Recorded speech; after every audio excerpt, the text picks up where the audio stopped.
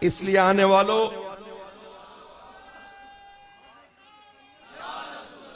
سفر کی صعوبتیں اپنی جگہ، موسم کی شدتیں اپنی جگہ، تکالیف اپنی جگہ، لیکن انعام بہت بڑا ہے۔ حدیث قدسی میں ہے کہ فرشتے یہ محفلیں تلاش کرتے ہیں، وہ پھر رہے ہوتے ہیں کہ کہیں اللہ کے بندے اللہ کے ذکر کے لیے آسماں سجدہ کند، پیش زمینے کے درو، یک دو کس یک دو نفس، بحر خدا بنشینند، آسمان اس زمین پہ آ کے سجدے کرتا ہے جہاں دو لوگ، دو گھڑیاں بس اللہ اللہ کے لیے جمع ہو جاتے ہیں۔ کوئی مقصد نہیں ہوتا اور کوئی ارادہ نہیں ہوتا، صرف اس لیے آتے ہیں کہ یہ اللہ کا بندہ ہے، اس کے پاس اللہ اللہ کے لیے بیٹھنا ہے۔ اور یہ جو آج کل پیری مریدی کا تصور ہے، یہ خالصتاً بدعت ہے، بعد کا بنایا ہوا۔ اصل تو یہ ہے، ابھی مثنوی شریف آپ سن رہے تھے، فارسی تھی، آپ کو سمجھ شاید نہ آئی ہو، لیکن اس میں بھی مولانا روم نے یہی کہا ہے کہ اگر تم شیخ کو اپنا سب کچھ سمجھ لیتے ہو اور پرتو اور خدا کا جمال سمجھ کے اس کی بزم میں آ کے بیٹھتے ہو تو پھر یقیناً تمہیں خدا تک رسائی حاصل ہو جائے۔ یہ اصل میں تصوف احسان کی وہ قسم ہے کہ حدیث جبریل میں نبی کریم صلی اللہ علیہ وسلم سے جب جبریل نے یہ سوال کیا تھا کہ یا رسول اللہ اخبرنی عن الاحسان، تو حضور نے فرمایا تھا کہ ان تعبد اللہ کانک تراہ۔ احسان یہ ہے کہ تو اس طرح رب کی عبادت کر جیسے تو خدا کو دیکھ رہا ہو۔ فَإِن لَمْ تَكُنْ تَرَاهُ فَإِنَّهُ يَرَاكَ، اگر یہ کیفیت نہیں، تو نہیں دیکھ سکتا تو کم از کم یہ تو سمجھ وہ مجھے دیکھ رہا۔ یہ ہے مرتبہ احسان۔ اس مرتبہ احسان کی پریکٹس کون کرواتا ہے؟ وہ لوگ جو محسنین ہیں، جنہوں نے اللہ کے ساتھ احسان کا تعلق جوڑا ہے، وہ یہی اولیاء کاملین ہیں۔ یہ بتاتے ہیں آؤ تمہیں گر سکھائیں، ہم فقیروں سے دوستی کر لو، گر سکھا دیں گے بادشاہی۔ آدم نے کہا تھا ہم فقیروں سے ہیں، ہم فقیر، بوریا نشیں، خاک نشیں، لیکن تجھے بادشاہی کے گر بتا دو کہ نہیں۔ فقر و سلطنت میں کوئی امتیاز ایسا، وہ نگاہ کی تیغ بازی، یہ سپاہ کی تیغ بازی۔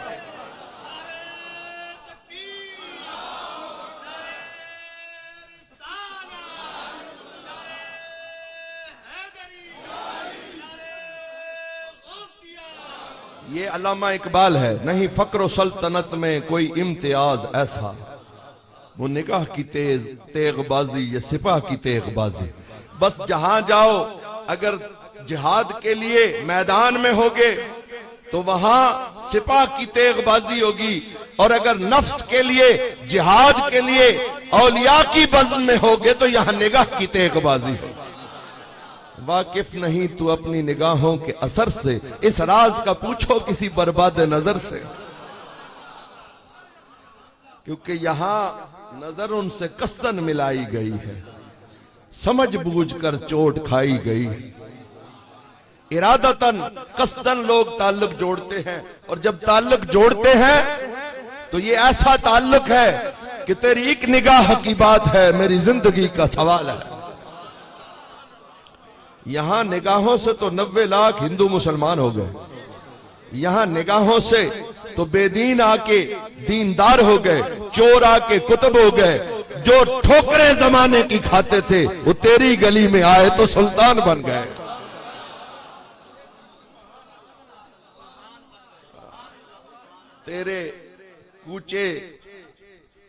تیرے کوچے کی تباہی کا یہ عالم توبہ، جو گدا ہے اسے سلطان بنا رکھا۔ لہذا اگر تم خدا کو دیکھو گے تو نمازوں میں خشوع ہوگا، خضوع ہوگا۔ اگر یہ نہ ہو سکے تو پھر یہ تو کم از کم ہو کہ وہ ہمیں دیکھ رہا ہے۔ یہ گر سکھانے کے لیے اولیاء اللہ ہے، اور ان کی بزم میں آنے والے جب فرشتے آتے ہیں تو آپ کو بھی آنا چاہیے۔ فرشتے اس بزم میں آ کے بیٹھتے ہیں، وہاں کا مشاہدہ کرتے ہیں، پھر واپس پلٹ کے اللہ کی بارگاہ میں عرض کرتے ہیں کہ مولا کریم ہم آج فلاں بندے کی صحبت میں بیٹھ کے آئے ہیں، وہ لوگ تیرا ذکر کر رہے تھے، تیری تسبیح و تقدیس کر رہے تھے۔ اللہ اس وقت ناز کرتا ہے، فرشتوں تم نے کہا تھا یہ فسادی ہے، میں نے کہا تھا نا مجھے پتا ہے، یہ تو صرف فسادی نہیں، یہ تو تسبیح و تعلیل کرنے والا میرا وہ غازی ہے جو اپنے نفس کے ساتھ جنگ کر کے میری بارگاہ میں آ رہا ہے۔ کیونکہ نفس ذکر الہی سے روکتا ہے، لیکن دل یار کے کوچے کی طرف کھینچتا ہے، لہذا نفس اور دل کا جب جھگڑا ہے تو یہ جیت جاتا ہے، نفس جو ہے وہ ہار جاتا ہے، اور پھر حالت یہ ہوتی ہے کہ ان کی محفل والے اگر اٹھیں تو وہ بھی اللہ کے ذاکر ہوتے ہیں۔ تو وہ اللہ ان سے پوچھتا ہے کہ اچھا وہ کیا کر رہے تھے؟ جی وہ سبحان اللہ والحمدللہ واللہ اکبر تسبیح و تعلیل اللہ کا ذکر کر رہے تھے۔ تو سب کر رہے تھے؟ ہاں جی، ایک شخص غیر ارادی طور پر، دل نہیں تھا اس کا، ذوق نہیں تھا، وہ مستی نہیں تھی، وہ یوں ہی کہیں پھنس گیا تھا، کسی کے ساتھ آ گیا تھا، تو وہ پیچھے بڑا بیزار بیٹھا تھا، تو اس کے متعلق کیا حکم ہوگا؟ اللہ فرماتا ہے یہ جو پہلے تھے ان سب کو تو میں نے بخش دیا، اور وہ جو آخری تم کہہ رہے ہو اس کے لیے بھی سن لو، لا یشکا جلیسہم، یہ وہ لوگ ہیں ان کی محفل میں آنے والا کبھی بدبخت ہو ہی نہیں۔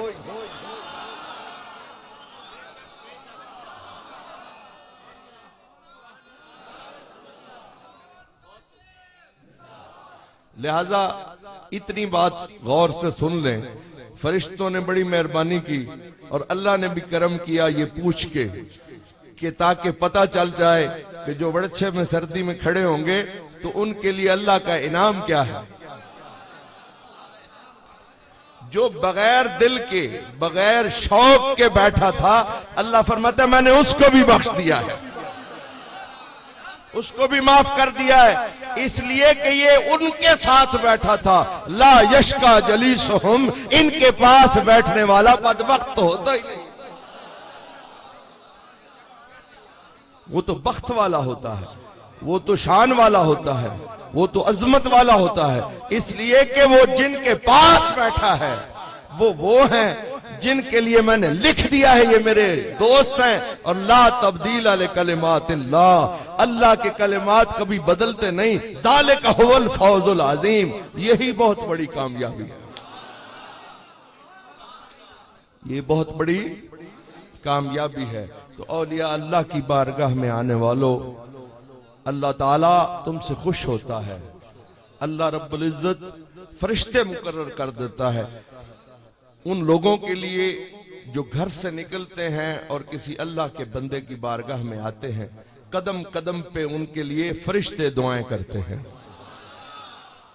کبھی دعائیں نہ قبول ہوں تو کسی کو پھانسی کا حکم ہو جائے اور آپ اللہ سے دعائیں مانگتے رہیں اور اس کو پھر بھی پھانسی ہو جائے تو اب کیا کہو گے؟ اللہ کچھ کر سکتا ہوتا تو یہ کر دیتا؟ نہیں، اللہ کے بھی کاموں میں حکمتیں ہوتی ہیں، جو تقدیریں لکھی جا چکی ہیں مبرم، وہ ان کو نہیں بدلتا، لیکن کبھی کبھی یوں ہوتا ہے کہ یمحو اللہ ما یشاء، جب اللہ چاہتا ہے تو لکھے ہوئے کو مٹا دیتا ہے۔ اور مٹائے دو وجہ سے جاتے ہیں کام، ایک غلط لکھے گئے ہوں تو مٹا دیے جاتے ہیں، وہ غلط لکھ دے ہاں جی تو اس کو مٹا دیا جاتا۔ لوہے جہاں پہ حرف مقرر نہیں ہوں میں، کسی نے کہا ہے کیوں لوگ میرے پیچھے پڑ گئے مجھے مٹانا چاہتے، میں کوئی 2 بار تو نہیں لکھا گیا، میں تو ایک ہی بار لکھا گیا، تو حرف مقرر تو نہیں ہوں کہ اس کو کاٹ دیا جائے۔ تو غلط بات کو کاٹا جاتا ہے کہ جی پہلے بھی لکھا کہ تحصیل حاصل چونکہ ہو جاتا ہے نا، اب اس باس میں نہیں پڑھتے. لہذا کاٹنے کی ایک وجہ تو یہ ہے عطا محمد صاحب کہ بے غلط ہو. اب خدا سے یہ امید ہو سکتی ہے اس نے غلط لکھا تھا، وہ تو غلط نہیں لکھا، لکھا ٹھیک تھا. دوسری وجہ یہ ہوتی ہے کوئی کہہ دیتا ہے مٹا دے.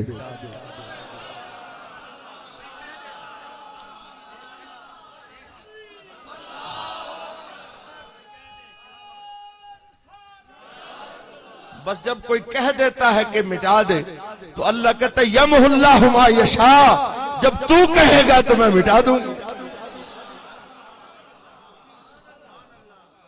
قلم تو میرے اپنے ہاتھ میں اور میں تیری رضا چاہتا ہوں. تو میری رضا کی خاطر زندگی بسر کر رہا ہے، اب میں تیری رضا چاہتا ہوں. تو اللہ وہ مٹا دیتا ہے. لیکن اگر کوئی کام نہیں ہوتا تو اس میں بھی کوئی حکمت ہوتی ہے. وہ اگر ملتے نہیں اس میں بھی ہے کچھ مصلحت. ان کے ملنے سے ہماری جستجو کی موت ہے.